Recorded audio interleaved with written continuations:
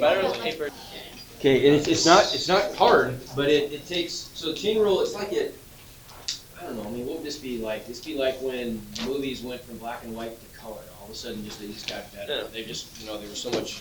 We're going to take everything that we know and we're going to essentially extend it a long ways. We'll be able to do lots of problems we can't currently do by just adding this one rule of differentiation. Okay, we're not really changing. We're not adding any new rules.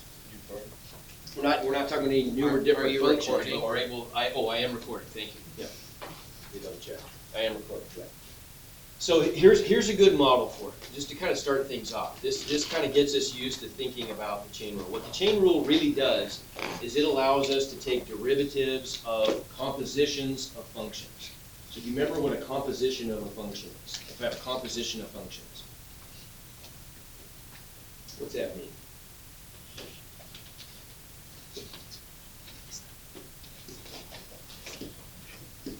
Let's write that down. So the chain rule.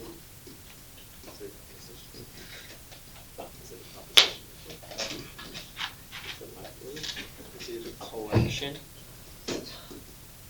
Kind of. I'm an act right there, please. It's an archive. An arc. What? I'm saying I'm halfway. It's a director's notes and a simple. So a composition of a function, here's an easy way to think about it. That's just like saying functions of functions. So you have a collection of functions. So for example, with the chain rule, we can do things like right now we can do this. We're pretty limited. We can do something like we could differentiate y equals sine x. Derivative is cosine x, right? But with the chain rule, we could differentiate something like y equals sine of x squared plus e to the x. Okay? So that's a function of a function, right? That's a sine function of x squared plus e to the x, right? You see my point? We can take all these functions now that previously were just off limits to us. We can do functions of functions, and the chain rule is going to allow us to do that. It's going to prescribe some order in which we're going to do these derivatives. It's going to allow us to do larger, more significant functions. Okay? So here's kind of our warm-up for this. What helps us think about this is maybe thinking about a clock. Now, not a digital clock. We've got to think about an analog clock for a second here, right? So an analog clock, I mean, you probably won't see many of them anymore, but right, we got the hour hand that goes around. How many hours are there in one revolution of the clock? 12. Okay, and then the minute hand goes around. Minute hand goes around once every hour, and then the second hand goes around once every minute, right? So we could, if we're talking about the angular position of the hand, of each of those hands, we could talk about we could use calculus to describe their movement around the clock, right? So we could say something like if S of t is the angular position of the second hand. Okay, so it starts off here and then it's going to gradually move like this. Its angular position is going to change. Its angular position could be something like 0 or pi fourths or, right?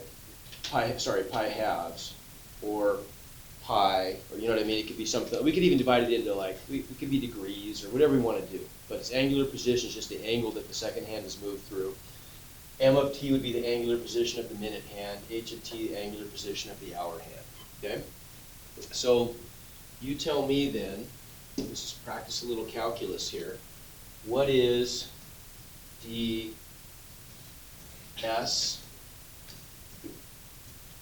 dm?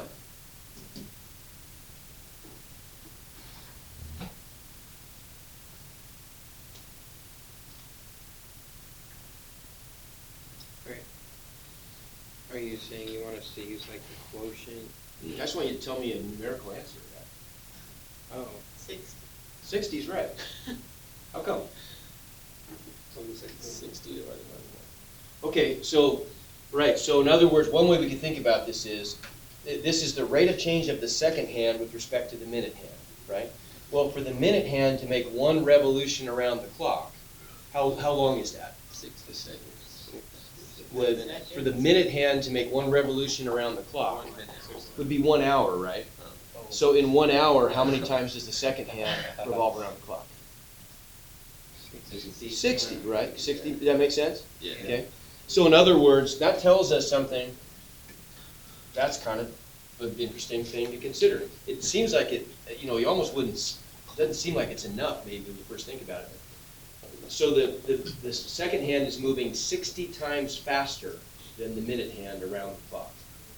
Okay, agreed? Okay. All right, so what is dm dh? Is that also 60? No, that one's not 60. What's 60? What is it?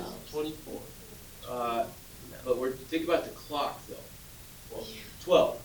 Right? Oh, yeah. Everybody agree it's 12? Yeah. Because it's going to take, for the hour hand to go once around the clock, it's going to take 12 hours, right? And so that means that the minute hand is going to have to go around 12 times, because it goes around once per hour. Everybody agree?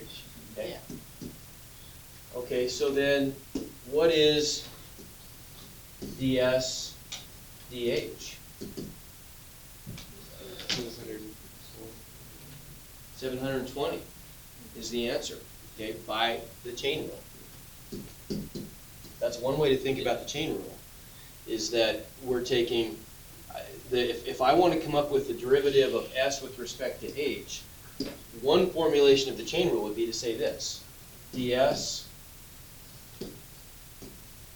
dh is the rate of change of the second hand with respect to the minute hand times the rate of change of the minute hand with respect to the second hand. Okay, this is, just ponder that for a second. Doesn't that sort of make intuitive sense that you could connect those two rates by a product? Right? If you think about this, if we know that the second hand is moving around 60 times as fast as the minute hand, and the minute hand is moving around the clock 12 times as fast as that should be an hour hand there, shouldn't it?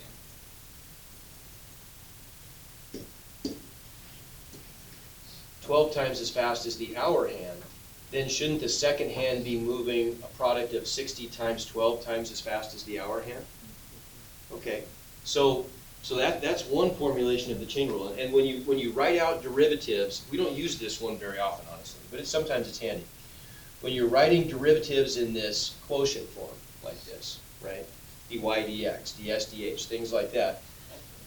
It just is convenient that when you multiply rates of change like this, they act like units in a sense, right? Notice that the dm's cancel algebraically, right? And it just works that way. It's convenient.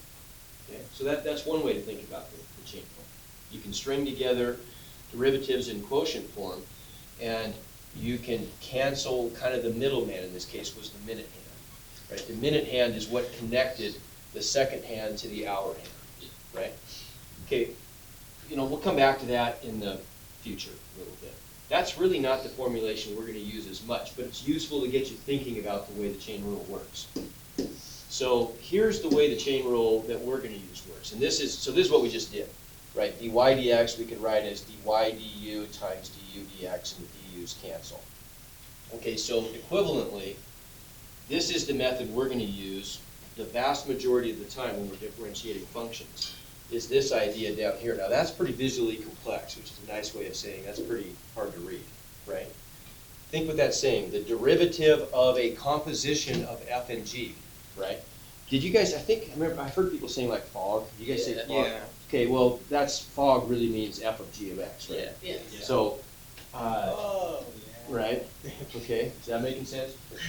So f of g of x is the inside function and f of x is the outside function, right? Yeah. If we're going to differentiate f of g of x, here's what the chain rule says. The chain rule says you're going to differentiate that, you're going to peel away the layers of the function. Calculus, much like ogres, has layers, right? So it's you gotta, or onions, you gotta kind of peel your way from the outside to the inside when you're doing these problems. Okay, we're just gonna work our way in. So first of all, we're gonna differentiate, when we differentiate f of g of x, we're just gonna do f prime first of all.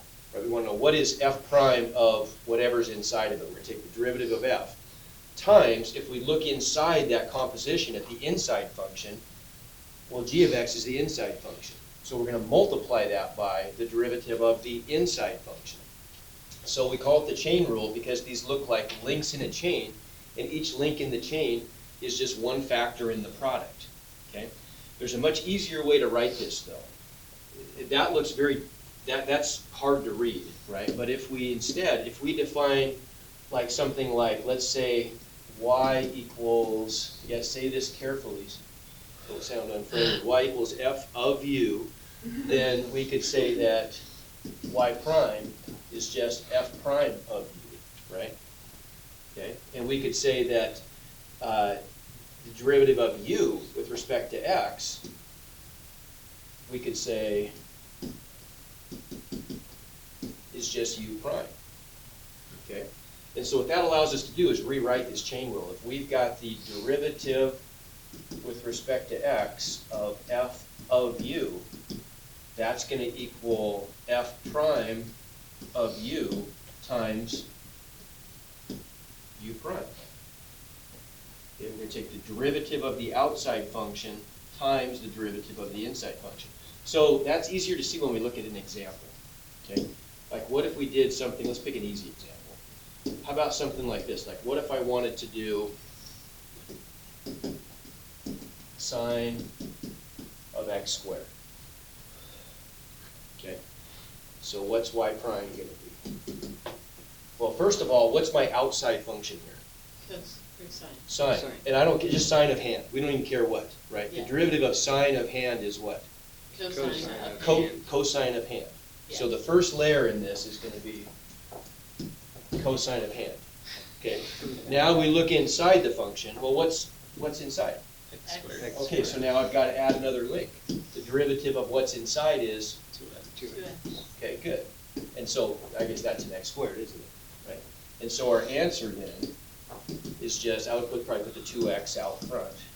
2x cosine x squared. See what I'm saying? No big deal. Okay. Let's try another one. Let's try a 3-layer problem. So what if we've got y equals e to the cosine squared, we'll do 4 layers. E to the cosine squared x squared. Okay? So what's the outside layer there? E. E. The Okay. hand. So, right, so if I'm going to calculate y prime, the first layer is going to be, the derivative of e to the hand is E to the hand. e to the hand. Okay, so the very first layer, and we'll just color code these, is that. Okay, times. Next layer. This one's a little tricky. Yep. So what's the next layer? What is it? Cosine.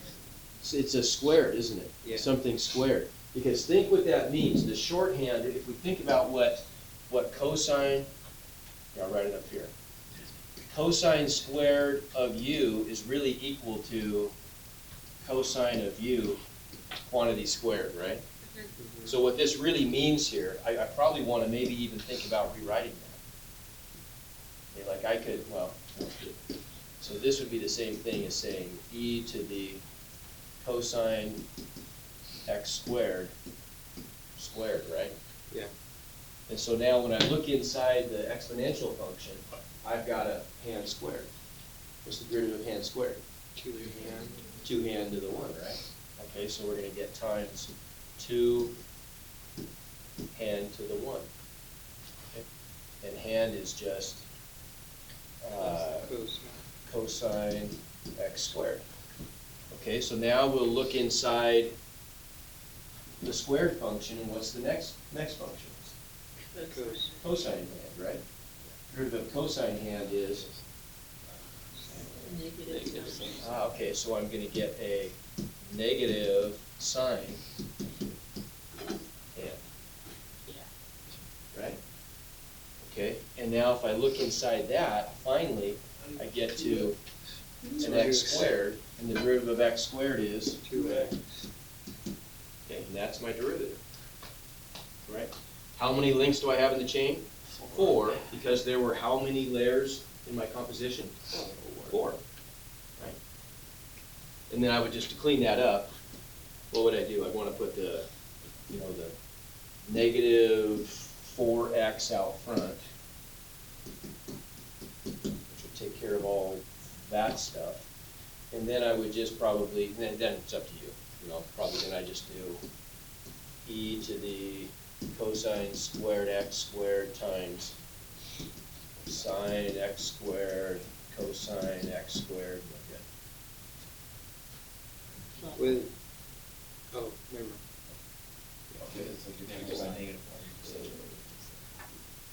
Make sense? This makes one of the problems from before make a lot more sense. Yeah, this does make things a little easier, right? I was Okay, so confused. what about something like this then? I mean, this is really no big deal, right? No, How many layers are there in this problem? 3. Everybody agree there's 3? Yeah. Right, because that's gonna be, the outside layer is gonna be Yeah. a squared, then I've got a sine, and then I've got a polynomial. Yeah, Okay. yeah. Okay. Yeah, yeah. So if this is y, then what's y prime gonna It took do? me a second. So first we got our squared, right? All of that. So I'm gonna get a 2 times, Sine, whatever. okay, times, A. then once I get rid of the squared, I've got the derivative of Sine. sine of something. So cosine So of. that's gonna be cosine of something. And then finally, if I No, look inside the sine, I've just got a polynomial, so what's the 3x derivative? squared. 6x minus 2. That's it. Wait, no, no, You- 3x squared. 3x Cosine. squared. In your cosine And your term, cosine. you Did I forgot. forget 3x something? squared. Yeah. Oh, squared, whoops. We all know this. There we go, yeah. Not to be that guy, but I'll be No, that's that good. guy. So, here's the granddaddy of them all. We do that one? Is that 4? Oh. Is that 5? And you, I think. Is it gonna be, no, It's 6. it's 6. That's a lot. 7. It's fine. It's a lot. You're not like Too that. many Well, for we me. got 1, I'm just a beginner, I can't do this. Okay, so, 1, 2, so this is, 3, yeah, this is, 4, Yeah, 5. this is a, 5. I mean, this is a pretty complicated function to differentiate, but you're starting to maybe get a sense of that. I told you something at the start of the year that probably sounded offensive, but now that you're getting some practice doing derivatives. Derivatives aren't that bad. You just follow the rules. And this is a new rule, and you need practice following it. But can you see that you kind of get to a point with derivatives where, yeah, you just follow the rules, right? So I would want to rewrite this one though, right? Yeah. Because the powers are confusing here. So how would I rewrite this? Where's that 4 going to go? That would go outside all. Outside of everything, Yeah. right? So I'm gonna have something like tangent of e, I'm gonna get all that to the 4th, right? I'm getting e to the square root, what's that? Oh, raised to 1/2 power. So I'm getting e to the something to the 1/2, and the something is a sine of x cubed, right? So there's a lot of moving parts in that one, right? Okay, so everybody, we can almost, I mean, like, everybody take a layer here. Cody, what's the first layer gonna be? So we're Y gonna- prime is gonna be what? Okay, good, so we got, first layer is gonna be 4 times something cubed, right? And the something cubed is just all that stuff in the script brackets. Okay? That's where I'm not Let's do writing right this here. together. That's- It's like Spanish, you know? When Senora calls on you. Stupid, I just She calls me and you 100% know the answer. But And you you're pee like, your pants. well, Dude, learn in Spanish. Learn in Spanish and say, I swear I'm not stupid. Okay, next, what do we got? Ashlyn, what's next here? So outside layer was, hey, let's erase these as we go, how about? sounds good. So we got rid of that, right? Now what's next? You can't. Okay, good, we got derivative of tangent something. which is gonna be secant squared something, okay?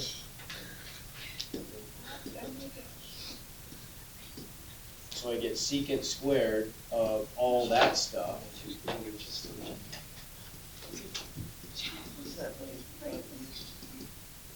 Okay, I mean, I'm gonna run out of room here long before I get to the end of this. Taylor, what's next? Now we got rid of, we differentiated tangent, right? So we can get rid of that layer.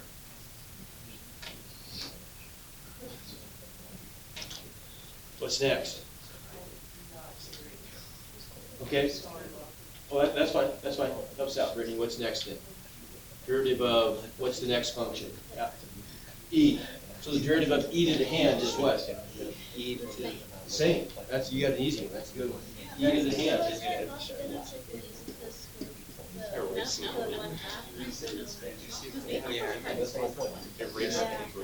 It does that with all of them.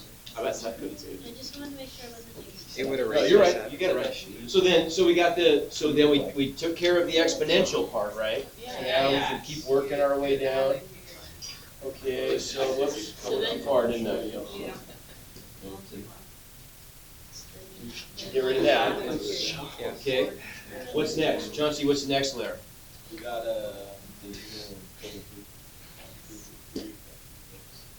Okay, well, the next one would be 1/2 power.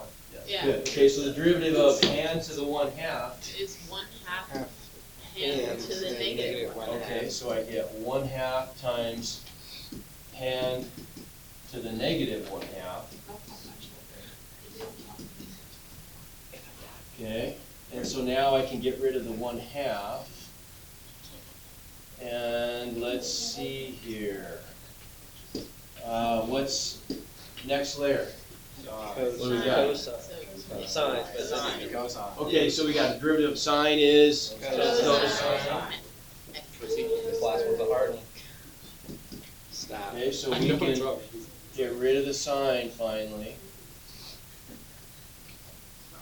And then finally, 3x X squared. Come on, Linda. I was gonna get there. what's that? So we're going to type on half this stuff down. No. That's probably the one I do on a, I do that one on a paper test. We have to combine like terms. Okay, so now this is just a mess, right? From here, what do you do? I mean, I don't wanna take time. What could we do? Well, that's gonna go to the bottom, that's a square root, right? Yeah, Yeah. So I mean, if we, man, this is wild. and you have your 4 and your 1/2 and your 3x. I know, we got lots of stuff going on here, right? I don't like it. So we've got a 1/2 times 4, what could, those two would combine to what? Two. So we can make that a 2. And then, Times two. And there's a 3, That's not all of them. so we're gonna get a 6. X squared. We're gonna get a square root Oh, goodness. of sine x cubed on the bottom, takes care of that. And a square. I've got an x squared, Stop. I've got a, I know, it's bad, right? Then I've got a Possible zeros. cosine, Don't make it. X cubed. Yeah, can you cross out the ones that we've done? You're violating. oh yeah, there we go. Okay, so we got, he's gone, he's gone, he's gone. We just got these ones left, and then those we can't really, we're stuck with those They the way just they don't are. go on the Right. top. So those, I'm gonna cheat, this, I'm gonna do this. Whoa. That's the engineer weirdo here. You gotta like that.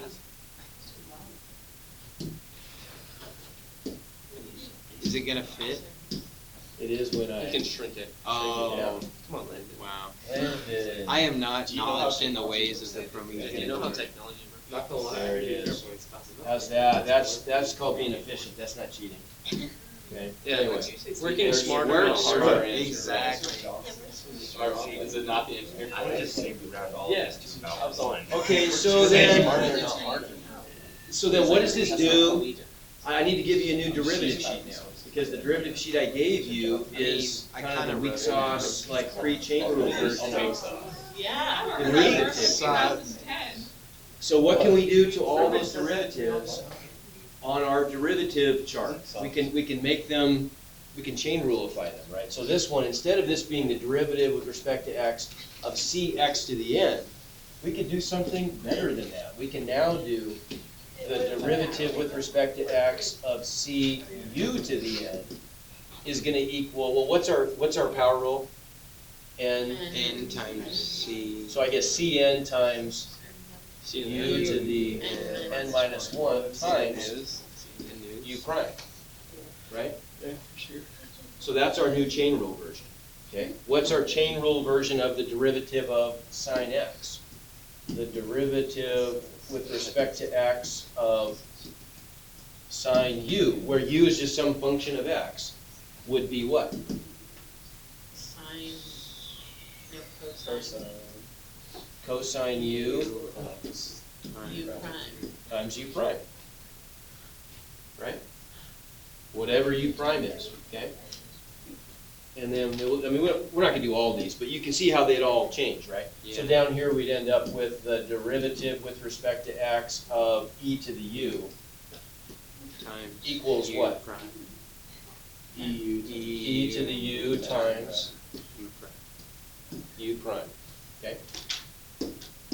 So the last example, anything after that? Oh, we won't do that one. That's cruel. We'll call it quits there. But the last example I want to show you, there's a moral to the story here. Can anybody see? I mean, this looks pretty ugly, right? Because I've got a cube function, and then inside that I've got a quotient, right? Yeah. So I mean, it's not horrible, but it's. What could I do to this though to make my life a little bit easier? Good, you wanna take out a T? Okay. Altogether? Everybody see I could factor a t out of the Oh, yeah. top and bottom and cancel a t? Yeah. Okay, so there's something you always want to consider. Can I, and you always in calculus, I'm going to hit this again and again and again. You always want to ask yourself, can I do some upfront work that's going to make the calculus a lot easier, right? Any easier, it's worth it. Because the calculus, as you've seen, I mean, it can be pretty bad if you take, even at this point in the class, you can see that if you take a wrong route here, like if you use the chain rule, or excuse me, if you use the quotient rule unnecessarily, that's a lot of extra work for nothing, right? So we always want to see if we can simplify things before we even dive into the calculus. So yeah, we could. In this case, we could rewrite this as y equals, what am I going to get? T over T squared minus 4. t squared minus 4. That's better, right? That's better. Cubed, okay? And now I could jump into this. So is there a way I could do this without the quotient rule now that we have our, because I mean, you can, and it's kind of 6 of one, half a dozen the other. Could I do this right here without using the quotient rule? You could read the sauce. How could I write that, what's inside there as a product? It would be T times T squared minus 4 to negative 1. Okay, so I could do t times t squared minus 4 to the negative 1 and make that a product if I want to, right? You decide. I mean, I don't think it really adds, it's not that much of a benefit really, but you can. You can do that if you want, okay? Well, let's go ahead and just use quotient rule. So what are we going to get here then? If I view my y prime, if I've got hand cubed, what's the derivative of hand cubed? 3 hand squared. 3 hand squared.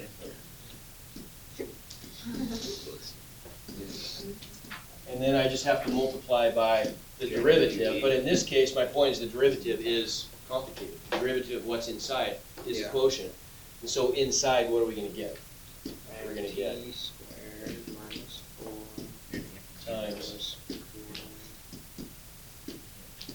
minus T t times 2x. 2t divided by t squared is minus 4 squared. Okay, and so then when I try to simplify this, for example, on the bottom, what am I going to get? When I write my final answer down here, You like T. I'm going to get a t squared minus 4 squared, right? Times a t squared minus 4 squared. T squared minus 4. So I get a t squared minus 4 to the 4th. Yeah. Okay. And on the top, what do I got? I've got a 3 T squared. t squared times that mess, right? So if I distribute and subtract, I'm gonna get t squared minus 4 minus 2t squared. Yeah, maybe. So that's just a negative t squared minus 4 on the top. Everybody agree? Yeah. Okay. And so then